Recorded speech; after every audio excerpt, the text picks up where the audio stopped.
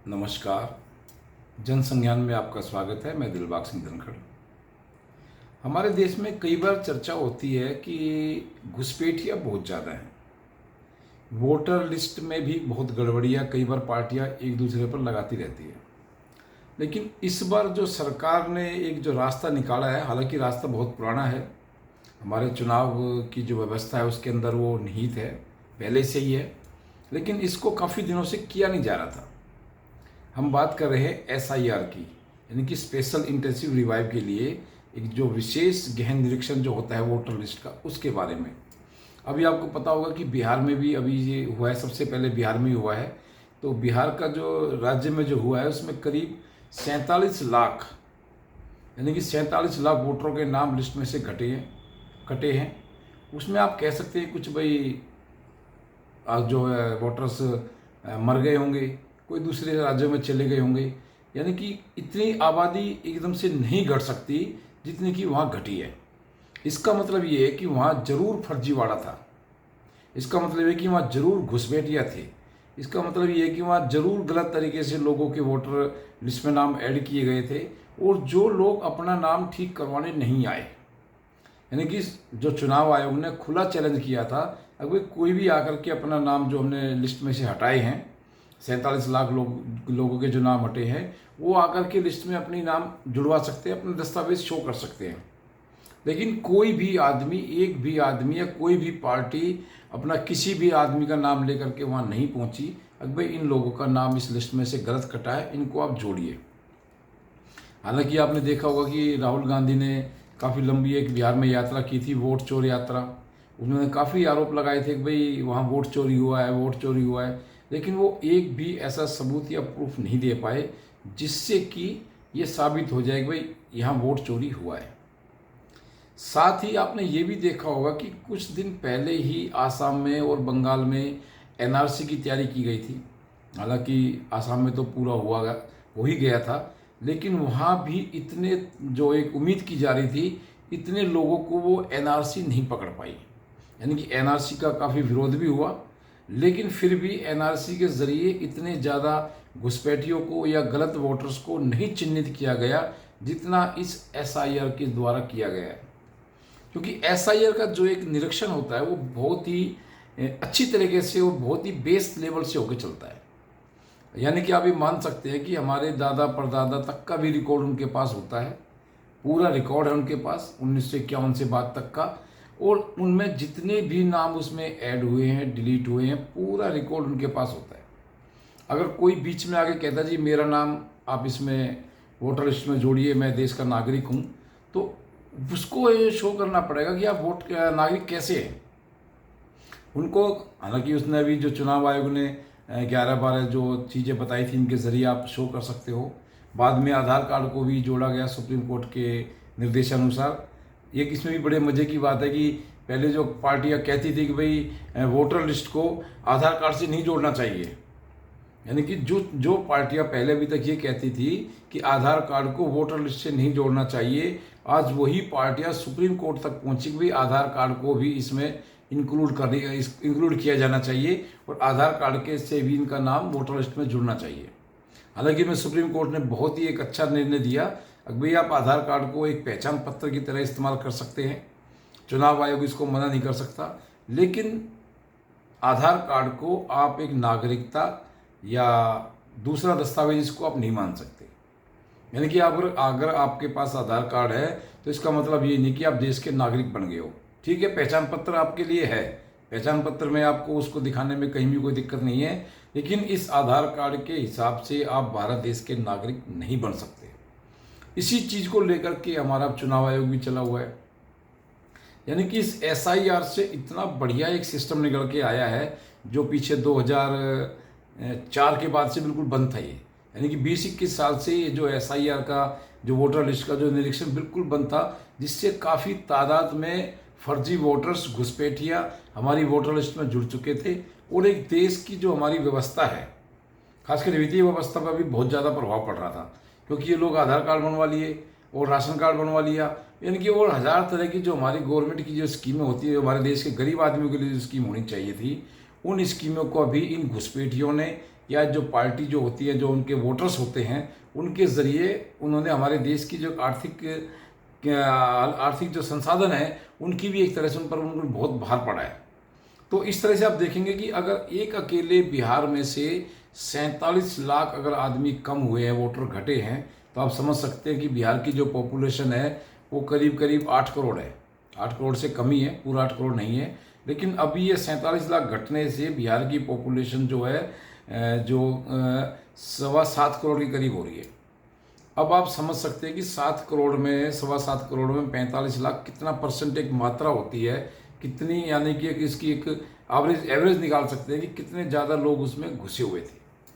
अभी कल ही चुनाव आयोग ने बोला कि अभी हम 12 राज्यों में और करेंगे। उसमें सबसे ज़्यादा जो चर्चा में है वो तमिलनाडु और खासकर बंगाल, क्योंकि बंगाल के अंदर भी सबसे ज़्यादा घुसपैठ होने की बिल्कुल पूरा अंदेशा है कि बांग्लादेश से और पाकिस्तान से या दूसरे राज्यों से, दूसरे स्टेटों से, देशों से बंगाल के अंदर काफ़ी भारी मात्रा में घुसपैठियाँ मिलेंगी। अब सरकार ने भी और चुनाव आयोग ने भी मिलकर के एक बहुत अच्छा बीच का एक ऐसा रास्ता निकाला है जिससे पार्टियों को हो हल्ला करने का मौका भी नहीं मिलेगा, और सरकार चुनाव आयोग के साथ मिलकर के एक बहुत अच्छे शांतिपूर्ण तरीके से अपना जो वोटर लिस्ट को रिवाइव कर लेगी। उसको पता चल जाएगा कि हमारे देश के अंदर कितने असली नागरिक हैं और कितने नागरिक इसमें से नकली हैं, और जो आदमियों के नाम वोटर लिस्ट में से कटेंगे वो डाटा भी हमारे चुनाव आयोग के पास बिल्कुल रेडी हो जाएगा।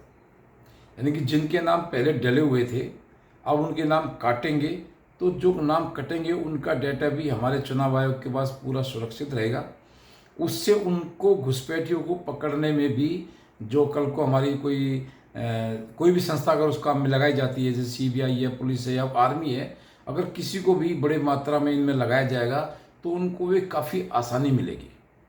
और मैं तो ये कहता हूँ कि उस घुसपैठियों को पकड़ने के साथ साथ जिन लोगों ने ये फर्जी जो कागज उनके बनाए हैं, घुसपैठियों को पैसे ले करके हमारे देश पर एक बहुत बड़ा जो बोझ डाला है इन लोगों ने, उनको भी पकड़ना चाहिए।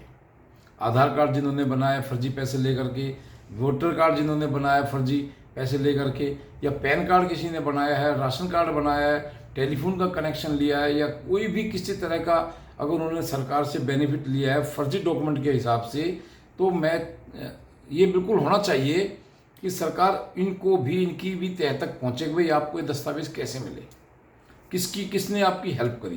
तो यानी कि इस तरह से अगर देखेंगे तो हमारे देश के अंदर जो एक मकड़ जाल खासकर घुसपैठियों का बना हुआ था, अभी जो हमारे गृह मंत्री जी हैं अमित शाह जी, उन्होंने बिल्कुल खुला चैलेंज दे दिया है, साफ चैलेंज दे दिया है कि मार्च 2026 तक जो देश के अंदर घुसपैठियाँ हैं उनको बिल्कुल साफ कर दिया जाएगा। हालांकि मुझे लगता है कि टारगेट बहुत बड़ा है, अभी इसमें थोड़ा सा जल्दबाजी होगी कहने में, लेकिन काफ़ी हद तक मुझे लगता है कि ये बहुत बड़ी मात्रा में कामयाबी मिलेगी, क्योंकि जिन लोगों के नाम भी वोटर लिस्ट में अब नहीं मिलेंगे, अब बंगाल में देख लो, बिहार में देख लो, आसाम में, गुजरात में, तमिलनाडु में, हालांकि दिल्ली में भी शुरू नहीं किया है, दिल्ली का बाद में शुरू होगा। अभी दिल्ली का कुछ जो कि डॉक्यूमेंटेशन का काम अभी रह गया है, चुनाव आयोग ने बताया। तो उसके हिसाब से आप देखेंगे कि उन लोगों को सरकार का पकड़ना बहुत आसान हो जाएगा, और मुझे ये लगता है कि ये लोग खुद भी भागेंगे यहाँ से। अब जिन लोगों को ये पता चल जाएगा कि हमारा नाम वोटर लिस्ट में नहीं है, तो कल को पुलिस आके हमें पकड़ेगी, डिटेंशन सेंटर में डालेगी, या और हमारे पर कोई दूसरी तरह की कोई कार्रवाई होगी, उससे पहले लगता है कि लोग खुद ही भागना शुरू कर देंगे। और काफ़ी लोग ऐसे भागे भी हैं। काफ़ी लोग बताते हुए मीडिया में भी काफ़ी आता रहता है कि काफ़ी लोग जो ऐसे गलत दस्तावेज के आधार पर घुसे हुए थे, और उनको जैसे हमारी पुलिस या हमारी जो प्रशासन उनको दबोच रही है उन घुसपैठियों को, तो कुछ घुसपैठी जो बच गए हैं या जैसे भी है वो खुद भी वहाँ से भागने की कोशिश कर रहे हैं और काफ़ी हद तक भाग भी रहे हैं। तो अब कुल मिलाकर निचोड़ ये निकलता है कि जो हमारा SIR है इसने NRC से भी बढ़ के काम किया है। NRC में काफ़ी शोर मचा था, काफ़ी पार्टियाँ उसमें विरोध भी आ रही थी, विरोध कर रहे थे, धरना प्रदर्शन भी कर रहे थे, लेकिन जो एक ये SIR है बड़े चुपचाप तरीके से, साइलेंट तरीके से बहुत ही बढ़िया काम कर रहे हैं। इसमें हम लोगों को भी, हमारे देश के जो नागरिक हैं उनकी भी हमारी जिम्मेदारी बनती है कि हम भी पूरी चुनाव आयोग को एक स्पष्ट और एक अच्छी बिल्कुल पूरी जानकारी दें जिससे कि हमारे आसपास में कोई भी गलत प्रवृत्ति का आदमी ना रह सके, कोई गलत घुसपैठिया हमारे देश में, हमारे क्षेत्र में, आसपास में ना रहे, जिससे कि हमारे देश के, हमारे समाज को जो इस सुरक्षा का खतरा है वो बिल्कुल ठीक हो सकता है। तो इस तरह से जो SIR जो बना है, इसकी हमें पूरी तरह से इसको सहयोग करना चाहिए, पूरे इसकी मदद करनी चाहिए।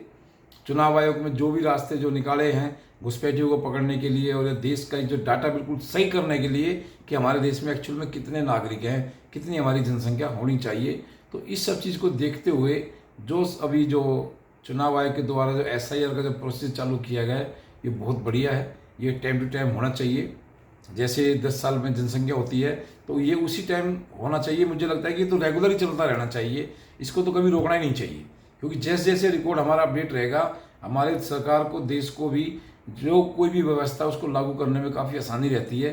अगर उनके पास पूरा डाटा रहेगा कि भाई यहाँ कितने लोग यहाँ रहते हैं, कितने लोग क्या काम करते हैं, तो एक जो डाटा होता है उसी के हिसाब से हमारी सरकार या कोई भी चीज़ प्लानिंग करती है।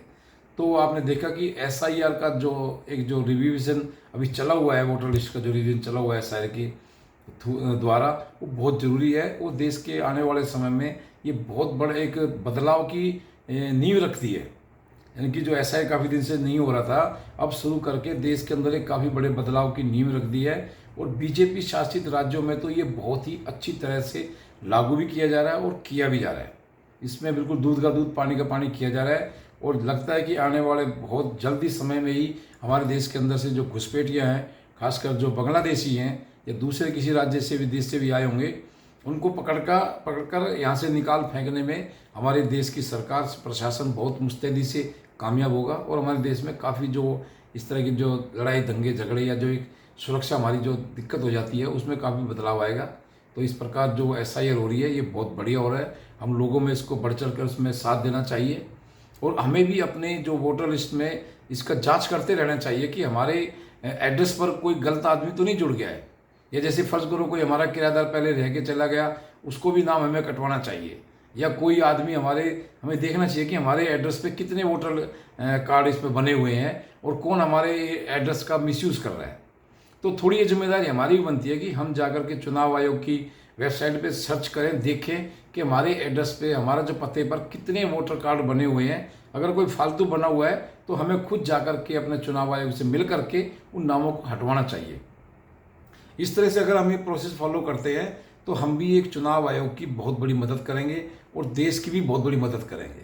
तो आज के अंक में इतना ही। अगर आपको वीडियो पसंद आया तो लाइक, शेयर, सब्सक्राइब करें। आपका बहुत बहुत धन्यवाद।